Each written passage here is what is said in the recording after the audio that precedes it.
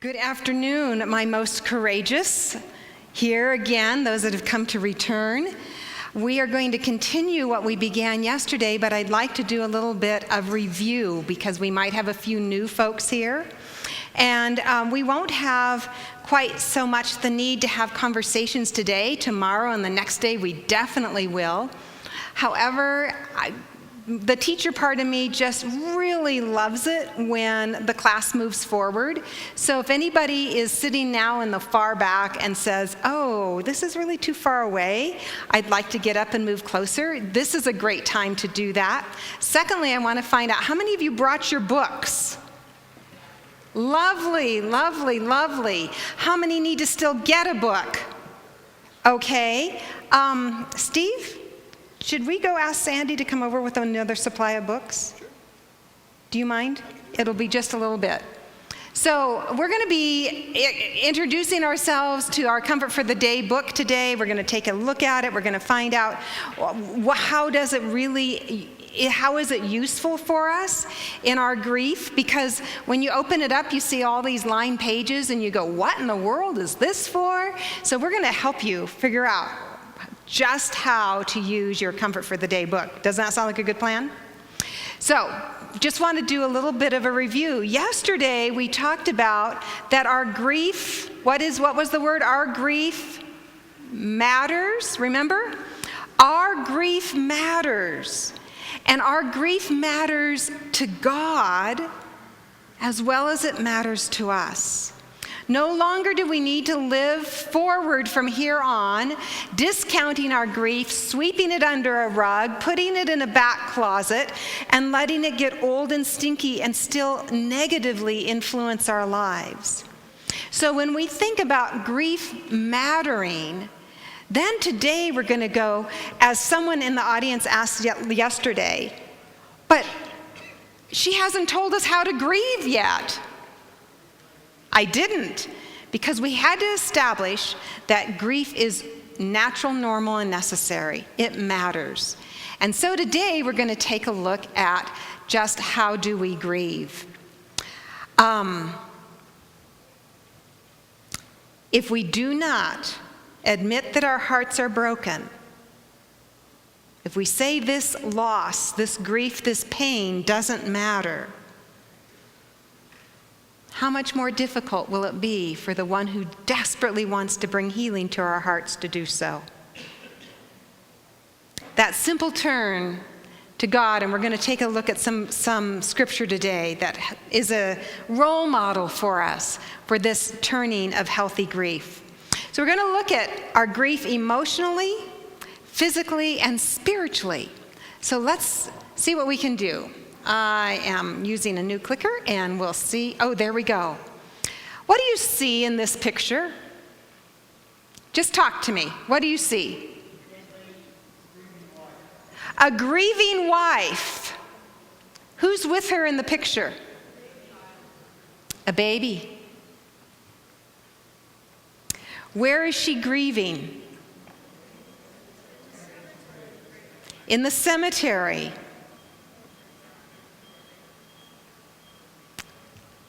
Do you think it's right on top of her husband's grave? Yeah. Can you see what's on the blanket? Yeah. Is this young wife doing something important? Absolutely can. This young woman, this young wife, along with her little baby, are grieving. They're feeling the feelings, they're expressing what's happening. Would we want to take this away from her? You all said that really strongly. You all go to the front of the class. Absolutely. So as soon as we get that this woman is grieving, this is super important. Now, some of you are getting up to go get your books. You're welcome to do so. Sandy just came. And if you want to wait until the line goes down and then go, we'll give you a few minutes to do that. And or listen while you're there. So we've all agreed that we would not want to take this experience away from this mother and her child, would we? So this I can show you right now is a picture of healthy grief. I'm going to take a look at why this is a picture of healthy grief. What are these components that make this picture a picture of healthy grief? So my definition that works best for me, and we talked yesterday that the only cure for grief is to grieve. This phrase comes from Dr. Earl Grolman. And here's the complete quote that he makes this phrase in. Grief is not a disorder. It is not a disease or a sign of weakness. Read this out loud with me, everybody. It is an emotional, physical, and spiritual. Did you say that? Say that one more time. Necessity. This is a necessary thing. This nebulous thing called grief. Necessary. We're going to discover what makes this necessary today and how to grieve. It says further on, it is the price you pay for love. And the last statement is, read it all out loud with me again. The only cure for grief is to grieve. And who's telling us this? Who's role modeling this to us? Not many. So this is why you are among the most courageous in all of the campground to be here today to learn about the necessity of your emotional, physical, and spiritual grief, and that the only cure for our grief is to grieve. Now, I need 3 volunteers. You're not going to have to speak, but I would like you to come up on the platform. Ken, would you like to do that? And 2 more? Please, thank you. And 1 more, thank you, perfect. Okay, I think I've got 1 too many. I've got 1, 2, and 3 right here. Thank you.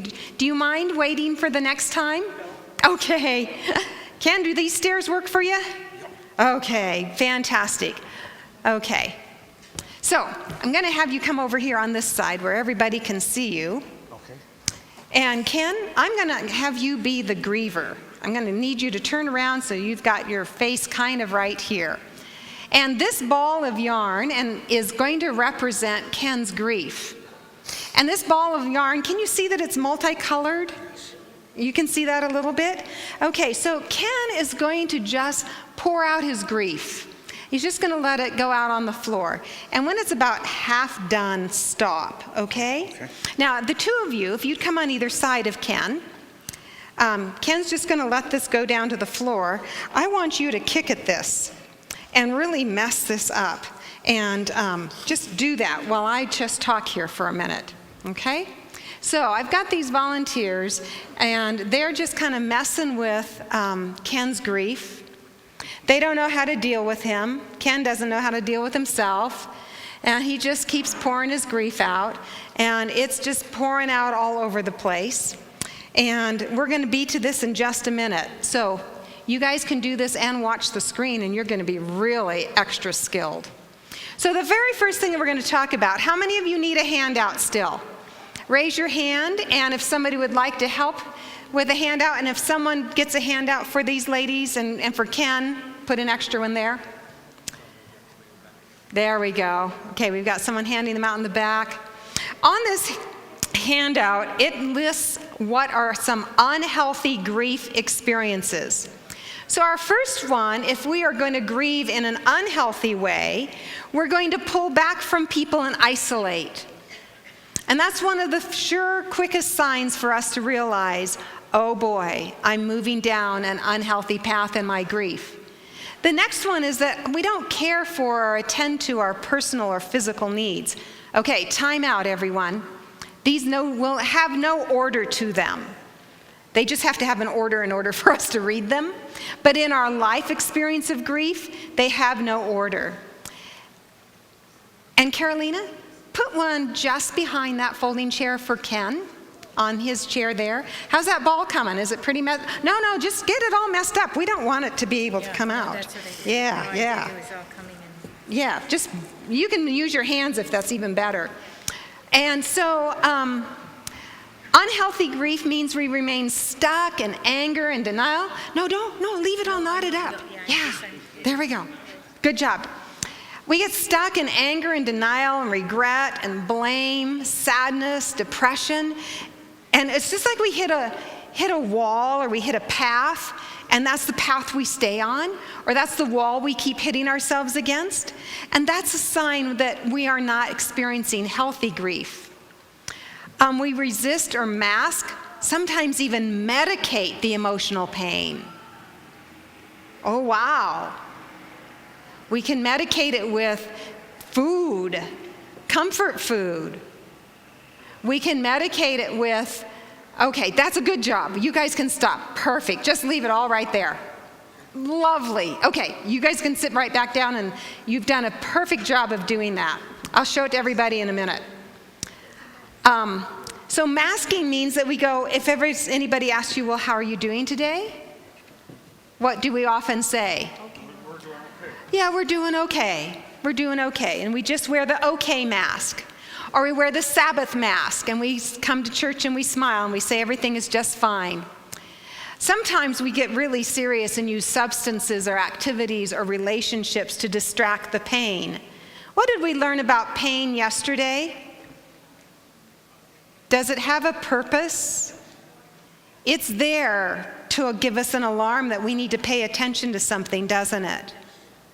And so when we don't let it do its call to action, as if I, had that broken leg and I didn't attend to that pain and I didn't have an action for that, and I said, no, my pain is too much. I'm going to just put on a whole bunch of painkiller on my broken leg, and then I can keep moving.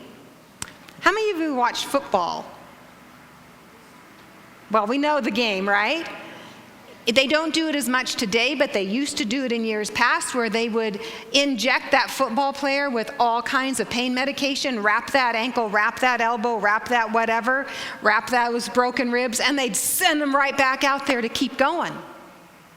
Now, how intelligent is that? Yeah, I'm sorry, it just doesn't, A plus B doesn't add up for that kind of activity. So we can't do that emotionally for ourselves either, just to distract ourselves with activities, even really good activities. If we're not doing our grieving work, we'll not make progress towards healthy grief, will we? We can also shut out those who care and want to be of support when we're not grieving in a healthy way. We practice blaming to distract our guilt and our regrets. Wow. Sometimes we don't even blame, we just shove it all in another closet and let it sit there, festering. We're ignorant about or chooses not to do grief work. How many of you have heard the term grief work? A couple of you have, because you've been at Payson. Good team over there. So today we're going to learn what grief work is and why it is so valuably important to grieve in a healthy way. So these are a list of some of the things that we do when we are grieving in an unhealthy way. So I'm going to ask you a question. Take a look at your paper. I'll put our last one up. We maintain an animosity or disconnection with God as a source of help or grief. Some of us can even go down the path of saying, this is God's fault. He's to blame. Been there, done that. I know that path. So when we look at the list of unhealthy ways to grieve, do you find yourself somewhere there? Yeah, we do. And it's not to be ashamed of, because our question all along is, who has been your role model for healthy grief? Few of us have had one of those. And so we would naturally do the things that we think our culture tells us to do. Now, for those of you that have your Comfort for the Day book, I'm going to ask you to open it up to page 11 and 12. And in this book, there is an explanation about some of the emotions that come with grief. If you would like to pick up a book, Sandy's still here. Pages 11 and 12, you're going to see some emotions up in the box up there. How many here have heard of the 5 stages of grief? Lots of us. Can anybody tell me where you first heard them? In school? Nursing school, okay. In a grief group. Anybody else? Where did you hear about the 5 stages of grief? In hospice, okay, yes? In a divorce recovery. Okay, so remember I had Ken up here with his 2 not-so-good helpers? And they just turned this ball of yarn into a mess of yarn. So if you're making any notes, you could write down right now that grief is messy. It is super messy. It's not neat and tidy. Not at all. We've got a picture up here that's a ball of yarn with a whole bunch of emotions written on that string, kind of like this string with all of its multicolors. In your book, Comfort for the Day, on page 11, there's a spiral example of how grief works. Now, this messiness and that spiral, do you see anything that looks like the 5 stages of grief? It's not the page 11 and 12? 12 and 13? Okay, so it's 12 and 13? That's fine. That's one for you to fill out. So if you look on page 12, there's some words on it. Page 13 has a blank. Okay, do you not have that in your book? Go ask Sandy for a different book. You must have an older edition. So here we go. Nothing in your book, nothing on the screen, nothing in my hand. Does it look like the 5 stages of grief? No. That's because today I would like for you to be further informed. Elizabeth Kubler-Ross first understood the 5 stages of grief as she observed those that were dying of terminal illness. She watched that their very first reaction was this shock. And then they moved towards denial, like this can't be possibly happening to me. This isn't my blood work. This isn't my test. I can't have cancer. And then they moved from there to bargaining. There's got to be a way to get out of this. Or depression, and then bargaining, and then finally accepting the fact that they are dying. Now, those 5 stages started with a living person who worked through till they came to their acceptance, hopefully before they died. That makes a pretty logical straight line, doesn't it? And you go from one experience to the next to the next. But you know, after Dawson died, I couldn't find myself on that straight line. I looked more like that spiral, where I would experience one thing and think, oh, okay, I'm just gotten through that. And another week or 2 or 3 or 4 months down the line, I'm right back at it again. Anybody have had that happen? Anybody know that your grief is super messy? It's not on a nice, neat continuum? And this is a really important thing for us to understand for our emotional grief, that it doesn't fit into anybody else's pattern. Who was here yesterday that can tell me why that is so? Why does it not fit into anybody else's pattern? Nice job. We all grieve uniquely. And so what comes in one order for one person is not going to do that for the other person. Do we get that? So healthy emotional grief is going to accept that it's going to not be in stages. It's not going to be a straight line. I'm not going to start at A and go B, C, D, and E, and I'm all done. It's going to accept that it is messy and it has lots of different paths. So, on the healthy grief side, let's take a look what that looks like. Healthy grievers are willing to allow others to be helpful to us. We don't say, oh no, I'll do this all by myself and isolate. In fact, healthy grievers might even reach out for help because we know we can't do this all by ourselves. This was never intended to be in this kind of pain and do this by ourselves. Healthy grievers learn and practice the vocabulary of grief. Those words that you see on pages 12 and 13 are words that now become something that you're familiar with, and you're not shying away from using them to help you describe what you're experiencing. Healthy grievers practice patience with the grief experiences. There's no need to rush this. There's no need to be angry, upset when you cycle back through it again. We practice honesty and forgiveness with ourselves and with others. Now, this piece about forgiveness we're going to talk about tomorrow in detail. But honesty, oh boy, this is so huge for healthy grievers. Healthy griever is a person who makes positive choices to care for and nurtures their body, eating healthy, resting, and exercise. We're going to take a look at what that looks like in just a little bit. We choose to do our grief work. Okay, what's grief work?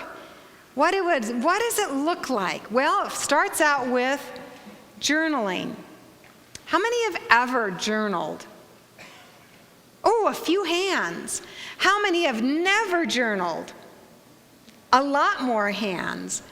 How many of you think about things? All the time, exactly. Okay, so when a healthy griever is processing their grief, they're thinking about things on paper. And I'm going to tell you why at the very end of our session today, because it's so important. So that's a piece of your grief work. What is another piece of your grief work? Reading. Reading about other people's stories, other people's experiences in grief, finding out how they've processed something that might help you with an idea. Just to understand grief and loss in its, because someone else has gone before you, you can learn from them. Wouldn't that make sense? Okay. What about planning and preparing for those difficult days? You know, whether it's a divorce or whether it's a loss of a relationship through another way, those family holidays have some real difficulty attached to them, don't they? And if it's the death of someone that's precious and dear to us, they bring another layer of difficulty to those holidays. I've just been coaching with a family who has just passed their 1-year anniversary of the horrific, tragic death of their 22-year-old son who was crossing Interstate 80 in California at 3 o'clock in the morning, 5 days before his graduation from UC Davis.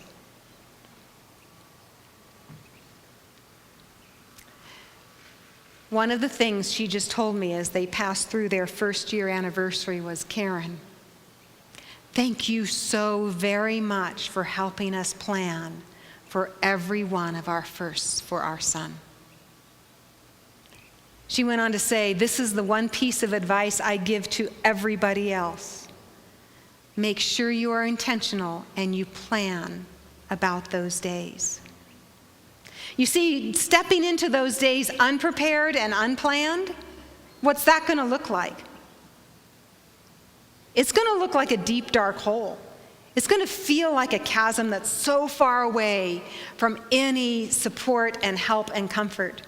But if, on the other hand, we made specific plans and we really said, we're going to do such and such because we want to honor our son, our daughter, our father, our mother in this way, we want to recognize that there's difficulties around these holidays that come when relationships have been severed and broken, and there's still people living, and how do we do those holidays in a way that is kind and gentle?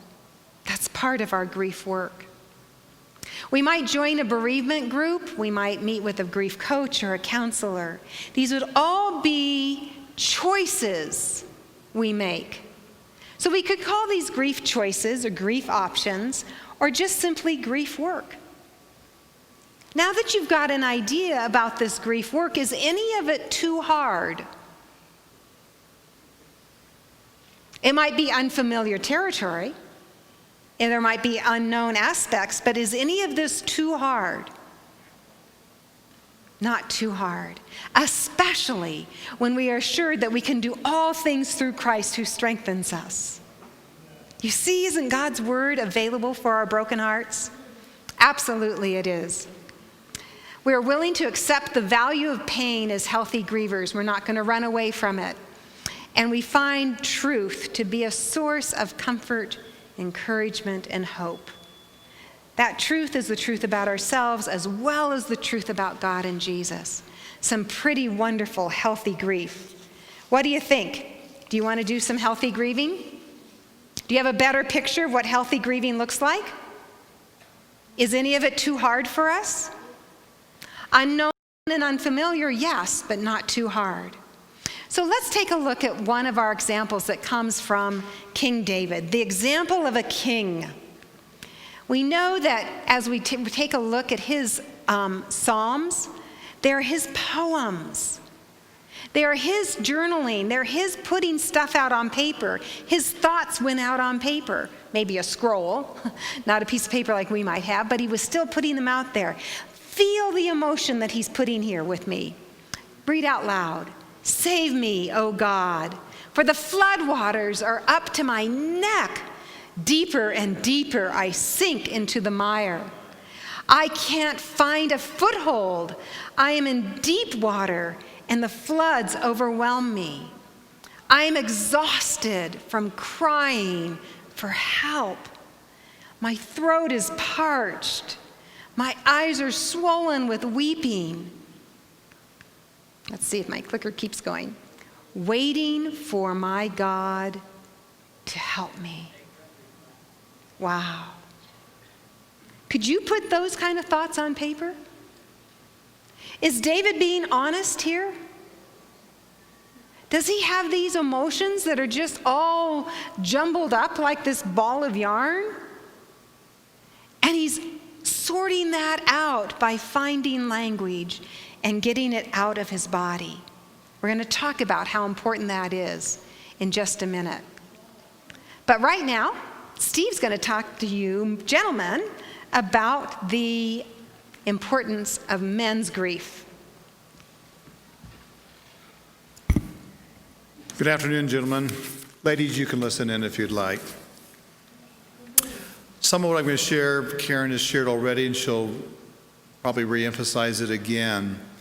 But in our work, we find that men and women grieve very, very differently.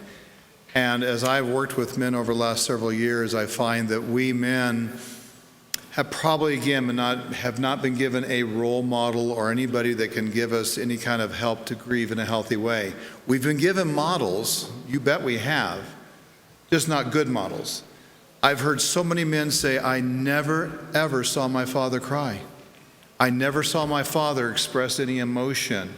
So again, that's passed down to that person, and so again, they feel like, I guess we're supposed to just suck it up when we're in deep grief. King David showed us that it was okay to express emotion. He was very expressive. Some men say, well, I just wasn't raised in that kind of environment. I'm not saying that every man has to grieve the way David grieved, because again, David's David and we're us.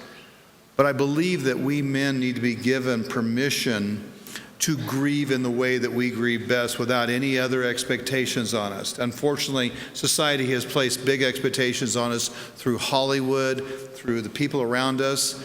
I remember when we finally moved to Alaska many years ago, I had friends that were fishermen, bush pilots, and something sad happened to one of them one day, and I saw a 6'4" man, 260 pounds, weep. And I thought, wow, I've never seen a man cry like that before. And it was very refreshing. I realized, well, maybe I should be able to do that. So I had three major thoughts today that I want to leave you. Just very briefly about, there's dozens of ways we talk to men about grief, because we men are actually very quite complicated, ladies, if you haven't figured that out by now. And I want to leave you with a couple of thoughts here. First is that we men have been told that when in grief, we need to be strong for our families. I see this all the time in the Facebook groups of men in grief. I need to be strong for my family. A gentleman named Zig Ziglar put it really, really well. He said, gentlemen, in the time of grief, this is not the time to be strong. This is the time to be human. This is not the time to be strong. This is the time to be human. Our children, our wives, our immediate family needs to see us grieving the loss of a loved one, not being stoic and sucking it up. Now, maybe if that works for you, I'm not saying that one size fits all, but I'm just, again, giving all of us permission to go ahead and do what our gut's telling us to do, but our brain's telling us to do something differently sometimes. Second thing, men need other men. When in grief, we need another man to come alongside us and to tell us that it's okay. I don't know how many times I've gone to a man in grief and we have hugged. Not the pat thing that us men do, an embrace, where it says, I love you and I'm here for you. Pat says, I'm not quite comfortable with that. If you have to pat, that's better than no hug at all. But if we can learn, men, to be there for each other in grief, to choose to put ourselves aside and to enter into that gentleman's pain, the other friends, our family members' pain, trust me, it means a world to them to have somebody that they can go to and know that there's a strong man there for them. Doesn't mean that women can't encourage, but it's when in deep grief, a man needs another man to grieve with. Amen. After our son died, for months after he died, I knew that every Friday night, a close buddy of mine, who had never had a loss like we had, but chose to enter into my pain, would call me up. Steve, I know Friday nights are really, really hard. And I'm just calling to let you know I'm thinking about you tonight, because I know the weekends you have a lot more time to think, and I'm just here for you, and if you need to ever call me, I'm here. And he has always been. In fact, a year ago, I lost my beloved pet basset hound. Because he'd had a basset hound, I wanted one too. And for 10 years, we loved our dog, and we finally had to put him down. Very painful for those of you who have lost pets. Guess who called me up about a week later on Friday night? Same guy. Hey, Steve, saw that you'd lost Chumley. Just want to let you know that we're thinking about you, and we know how hard it is to lose a beloved pet. I love that man. You see, he's just chosen to enter into my pain. I love that. Last one. We men so much need to know that it's not a problem of weakness to be ashamed to ask for help. You know, we all have the jokes of men not wanting to ask for directions, or I'll do it myself. I still do it. Karen will tell you I want to do it all by myself sometimes, and then we go ask for help. But for men to ask for help is really, again, one of these Hollywood things where we're supposed to suck it up and do it, be strong. This is a time when we need to go get help. Karen used the illustration yesterday of the broken leg. Imagine someone limping into the emergency room, weeping and ashamed because they had broken their leg. And the doctor says, can I see? Oh, I really don't want you to see it. It was so dumb of me to break my leg, and the fact that my femur is sticking out of my leg, I just feel so bad. No, we're here to help. We're here to help you. You can't reset that bone on your own. When we suffer a huge loss, men, of a child or a spouse or a parent or a sibling, it's okay to go ask for outside help. Again, that's not a sign of being strong, that's just being human.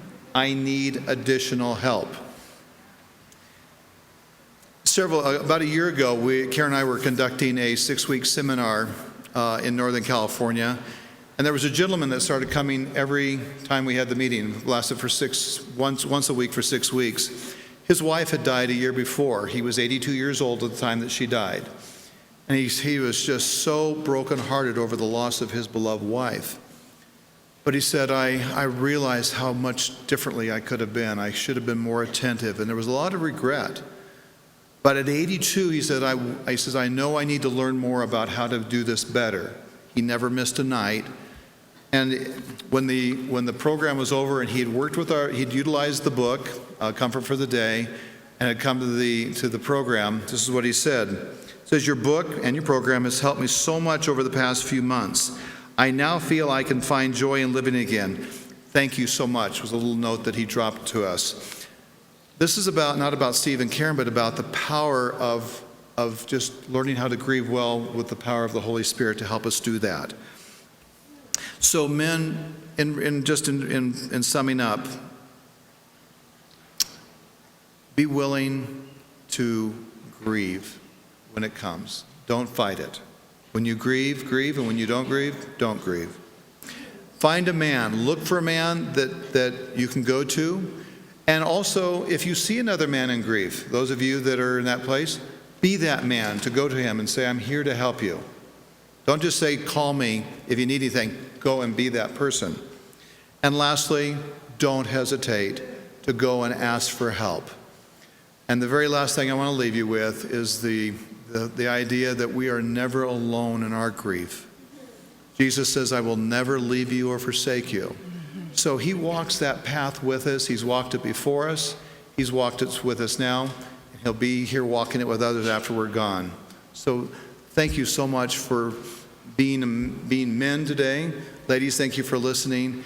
And I trust that we men can begin to model healthy grieving to our other men friends, but also to our children and our grandchildren so they can see what healthy grieving really looks like. Thank you, Steve, so much. Did that help, gentlemen? Hear it from another man. We find that definitely does. This next slide just is affirming that our emotional grief is, what's that word? Necessary. There's no way of skipping over this, pretending it's not going to happen. And is our emotional grief understood by God? Absolutely it is. It absolutely is. Let's move on to our physical grief. This quote by Carol Batchelor was written in an article that she wrote about her grief after the death of her husband. Look what she says. No one tells you that bereavement causes physical pain too. It felt like every cell in my body was screaming the agony of separation from their opposite number in him, meaning her husband. Wow. In your book, A Comfort for the Day, I believe it's on page 16. If I didn't get the right page number, you are welcome to correct me. There is this picture of this image, this grieving person, and the places where they are grieving physiologically. So is it on page 16? Did you all find it there? So that way you can look at it up close and personal and see what the words are that are talking about here. But I want to talk about a few things that you're going to see there. There's reduced mental focus and clarity. Right off from the bat, the shock that takes place when we encounter a loss or we're absorbed in an ongoing loss, it is going to affect how well we think, how well we can make choices and decisions. Take a look at some of the other things you see on that image. Do you see that there can be chest pain? There's digestive tract issues. Can you see that there is an entire body, muscles and bones can ache? And on the other side, we see that there's a reduced immunity function. In other words, the strength of our immune system has almost been wiped out. And the people that know and have done research have said this is going to last you for about 12 months. Now, why would 12 months be involved in a depressed immunity? What's the correlation there? What do you think's happening? I heard it, all of the firsts. You see, just about the time we pick ourselves up and are maybe beginning to take a deep breath, many of us encounter that first. And then a next first, or a series of firsts. And with each one of those firsts, it rips open the heart, the pain, the crushedness of our grief starts all over again. And so by the time we get to the end of that 12 months and we pass that threshold of that first anniversary, our body has encountered that slam all through those first 12 months. And so it's going to react and it's going to respond. It can't help but respond and react. Do you know that your heart, mind, body is all one system? Do we get that? Right? So I'd like for those of you that have your book to open up to the pages in this section on understanding your physical grief. And I want you to share that with the person that's next to you and come up with what is going to be your plan for how you want to. No, don't do that yet. I'm ahead of myself. We've got to talk about tears first. Do you mind? Let's talk about tears. Up here on the screen, we see 4 samples of tears. One is the tears of grief, the tears of change. There are tears from an onion, and there are laughing tears.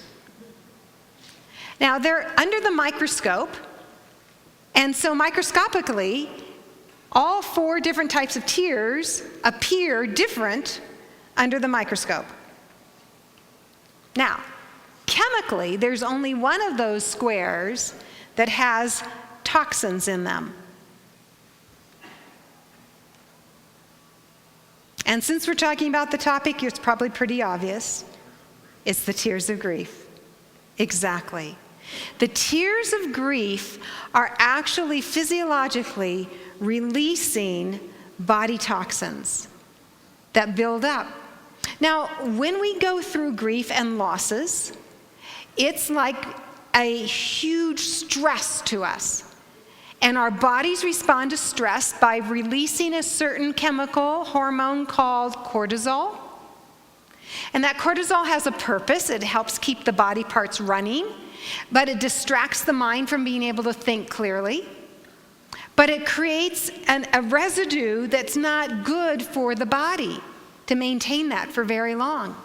And so many years ago, a founder of psychology in England in the mid-1800s wrote this: "The sorrow that has no vent in" what? "Tears may make other organs weep."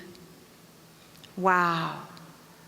Today, medical science is affirming that this connection between body, mind, and soul is so connected that when we don't take care of ourselves with healthy emotional steps, it makes our bodies physically unhealthy. And so it really is important for us to pay attention to what we're doing so that we are taking care of ourselves and our bodies in a healthy way. So Comfort for the Day was written so that you could have some resources to know how to take care of yourself in a healthy way. So if you would just like to take a look at those pages, I believe they're like 14 through page 20. There are some great ideas on how to respond to these unhealthy things that we could build up in our lives, that we could make a choice differently and grieve in a healthy way. So everybody that has a book, would you just raise your book up high so I can just see who's got one and who doesn't? Okay, so Ken, if you wouldn't mind, just open your book and let the people in front of you, if there's someone in front of you or behind you that doesn't have a book, just show them those sections in that book. And I want you to just kind of get together, just really like close, not have to make a big group, but find somebody with a book, look through those pages and say, oh, I could do such and such with my choices to grieve healthy in a healthy way. So I'm going to give you just a couple of minutes, and like yesterday, I'm going to go over to this camera and talk to the people on TV while you kind of share your book with one another and find a healthy grief choice that you would do, okay? So you go ahead and begin. I'm going to talk over here for a minute, and then I'll be right back, okay? Okay, great. So I just wanted to talk to you about what's in the book.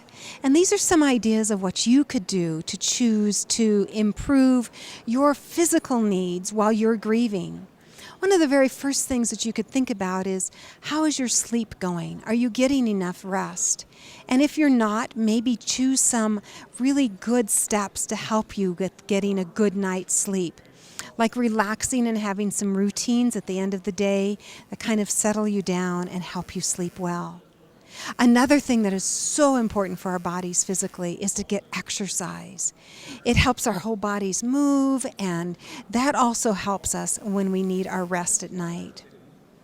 Eating good and healthy food is a perfect way for you to invest in your body physically while it's grieving.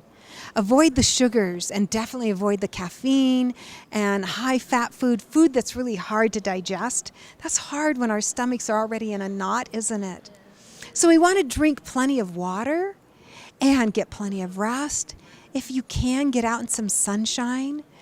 Maybe dig a hole and plant some trees or flowers, do some gardening. You see, these kind of physical steps can help our bodies through our grieving time. So I hope these ideas have been helpful for you while we've been all taking a look at our book, Comfort for the Day, and understanding our grief physiologically. I'll be back on stage in just a second. Okay, have you gotten an idea that there are some things that you can do that can really help you physiologically? Like, who would take a walk? Or who would choose to eat a little more healthy food right now while you're grieving? Anybody out here up for a cold shower? I know that's not the top pick of the list, but I will tell you, I did choose to take cold showers after Dawson died because I just couldn't bear the thought of feeling as I was feeling emotionally and then add to that being physically sick. That would have been so hard. So I did all I could do to keep my immunity boosted. And did you know that cold showers, finishing with a cold shower, not the whole shower, but finishing with a cold shower increases your white blood count? And that helps fight disease in our bodies. So that's one way that we can do that. So let's take a look. What are some of our options when it comes to our healthy grief? What is your plan to take care of your physical grief? Are you going to exercise? Eat really healthy food. How about plenty of water? Boy, that's a doable, isn't it? Getting some good rest. Sometimes that one's a challenging one. But there are some great helpful ideas in the book, Comfort for the Day. And last, if I can get it to come up, avoid those donuts. Avoid that extra sugary fat food because that is so hard on our systems. And our system needs every advantage that we can have so that we can grieve in a healthy way. I know a donut might be along the line of comfort food. And if you do it from time to time, just know that there could be just that little risk that you're setting yourself up for being closer to getting ill than getting well. So, our bodies grieve physically, don't they? Did you know that before? Some of us did and some of us didn't. Hopefully by learning this, it'll help you step into your grief, walk through your grief with better confidence and healthiness. Last and by no means least, we grieve spiritually. Just like our emotional and our physical grief is natural, normal, and necessary, so is our spiritual grief. It includes the times that we have a crisis of faith. It includes the time when our faith is strong, or both. It includes those questions that we ask ourselves. How is God playing a part in all of this stuff that I'm going through? Is he the cause for this suffering and pain? What other kinds of questions that might we have if we've encountered difficult griefs and loss that would include suicide or drug-induced losses or death. These are the hard ones, aren't they? The really hard ones. And so I find that the Psalms are full of these kinds of grief crisis psalms. I was just looking before I came today and came quickly upon Psalm 77 and 73. So if you want to write those down to go to. I used to wonder, why are these words of crisis, faith crisis in the Bible? Just here briefly, Psalm 77. Will the Lord reject forever and never again show favor? Has his faithful love ceased forever? Is his promise at an end for all generations? Has God forgotten to be gracious? Has he in anger withheld his compassion? If we are honest, have some of us felt these thoughts, and thought we could never dare to say them? Who put it out there on paper? The psalm writers did. And then they ascribed music to go with it, and they would all sing. These honest experiences that people have when we go through a spiritual crisis in our grief and our loss. Of course, it doesn't stay that way. It goes on to say, so I say, I am grieved that the right hand of the Most High is changed. And then all of a sudden, he makes a shift. But I will remember the Lord's work. Yes, I will remember your ancient works. I will reflect on all you have done and meditate on your actions. And the end of Psalm 77 is talking about this triumphant walking through the sea that God had just parted. So you see, he went from his crisis of faith, kept working with that on paper until he came to the story, yes, I will remember how God guided his people through the waters. If he could do that, will he do what I need in my pain right now? Yes. So in our spiritual necessity to grieve, let us be very honest. Can you see why this is important to be honest? Because if we pretend with God, who knows that? He knows it. We're not fooling him, are we? So there's no longer a need to pretend with God, but instead to come very real with our questions. And so I need the next handout to be handed out for us. We're going to talk about grief letters to God. It's not a hard thing to do. And when we write grief letters to God, it's a wonderful thing to know that God doesn't care about our spelling. God doesn't mind what kind of handwriting we use. What does he care about is that our honest thoughts, those thoughts that we have, get put out on paper. That's what God cares about. So let's take a look about what putting our stuff on paper might look like. We're not calling it journaling today because some people have a real hard time with that word. So we're going to call it put your stuff on paper. Does that work? Put your stuff on paper. That's a pretty cool thing. That works really well. So, what is putting your stuff on paper? It is not school. Hey, honey, you might want to make sure everybody's got a pen. They're passing them out. Okay. If you need a pen, raise your hand. We've got a bag of pens right there. So, putting your stuff on paper is not school. No one's going to correct, grade, or read what you put on paper. Got it? This is not school. Putting your stuff on paper is absolutely confidential. What you do with this paper is completely and totally up to you.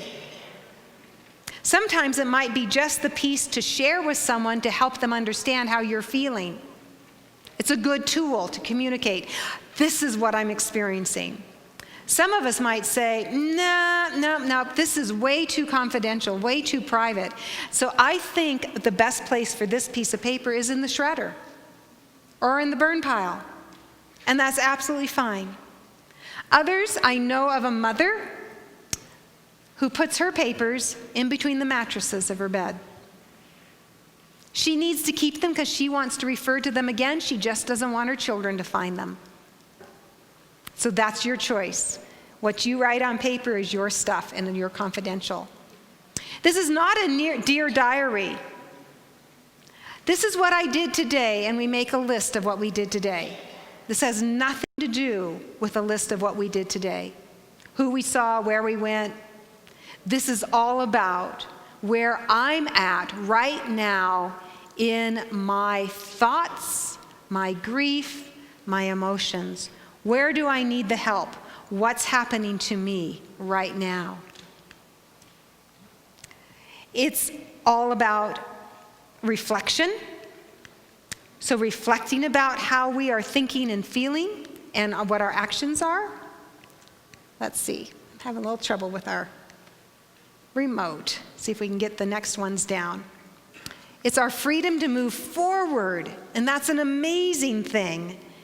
And if we address it to God, is He listening? Is He reading?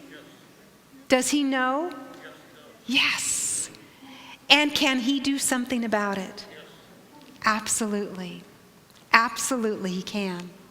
So, I would be a horrifically not good teacher if I taught you all about the value and the importance of putting your stuff on paper and just finished our day today. So, I'm going to be a great teacher and give you this moment to practice.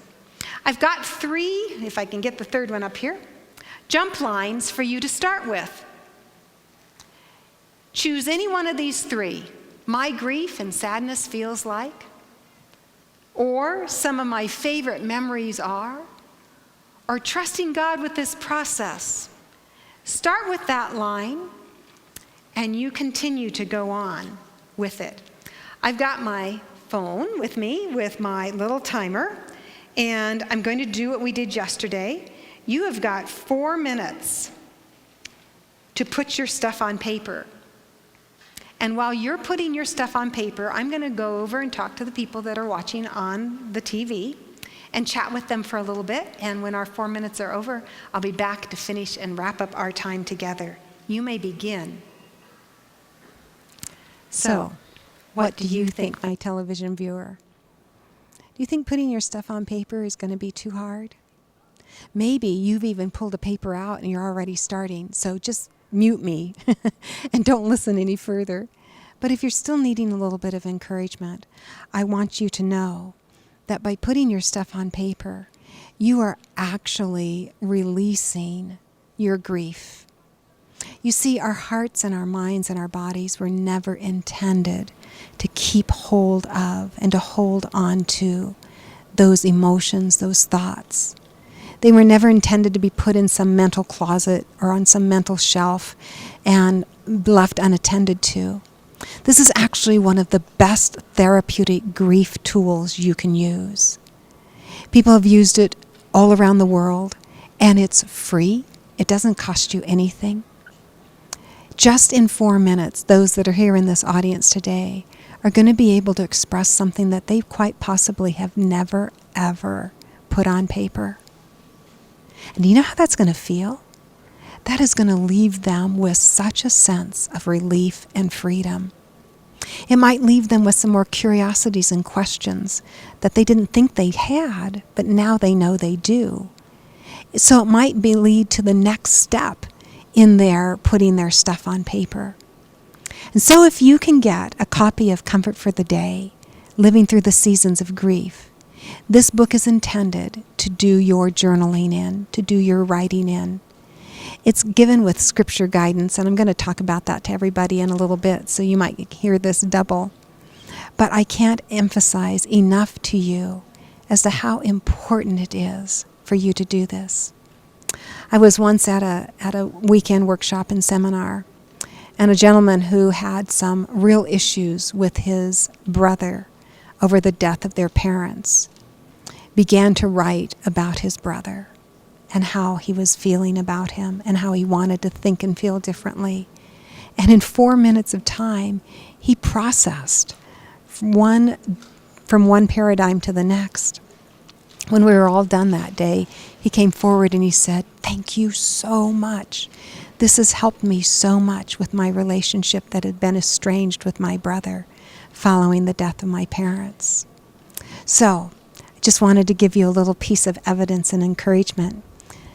There was a real live human person just in modern time who used this journaling and putting their stuff on paper. But you always have David to go to, one of our greatest, most courageous, honest grief journalers that we have in Scripture.